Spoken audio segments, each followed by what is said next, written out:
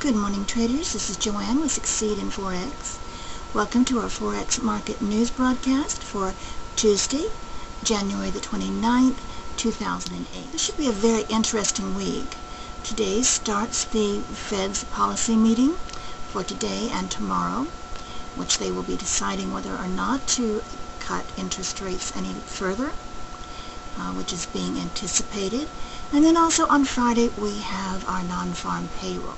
The headlines out of Switzerland this morning read, U.S. home sales data hits 12-year low, dollar remains weak. U.S. dollar remains weak across the board as traders await the FOMC monetary policy decision on Wednesday afternoon. Even after the 75 basis point rate cut to 350 last week, the market is still expecting a 50 basis point cut tomorrow. The euro has not been too quick in appreciating against the dollar, as the European Central Bank has indicated that its tightening plan is behind schedule, and that further U.S. rate cuts could fend off the looming U.S. economic recession. Also at the end of the week, traders are awaiting the non-farm payrolls and employment figures. Unemployment is largely expected to remain at 5%. The weakness of the dollar has given another major boost to gold, which traded at a record high of $930 per ounce. Psychological $1,000 mark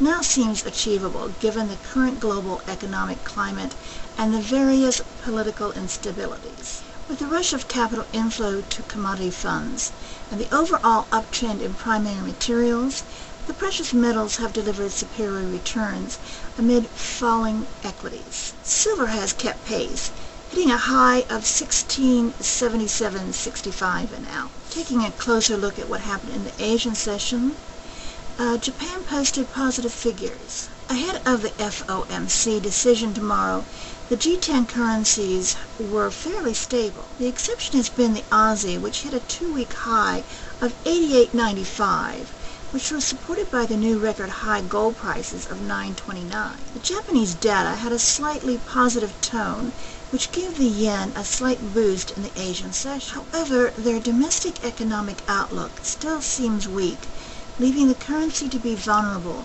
to risk aversion and overall market sentiment.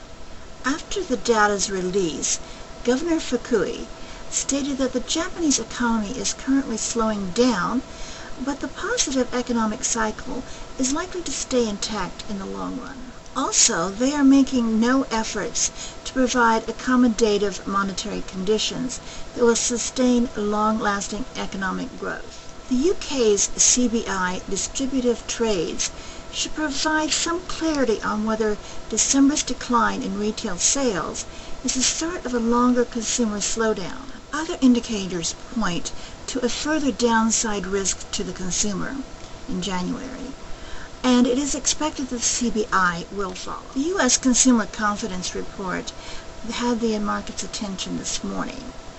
It came in lower than previous numbers, but higher than expected at 87.9. Generally, this indicator tracks the University of Michigan's index, which saw a positive bounce in January, but underlined a decline in confidence because of recent developments in the equities market. This concludes our news for today. We hope it's been beneficial to you in your trading and that you have a great trading day.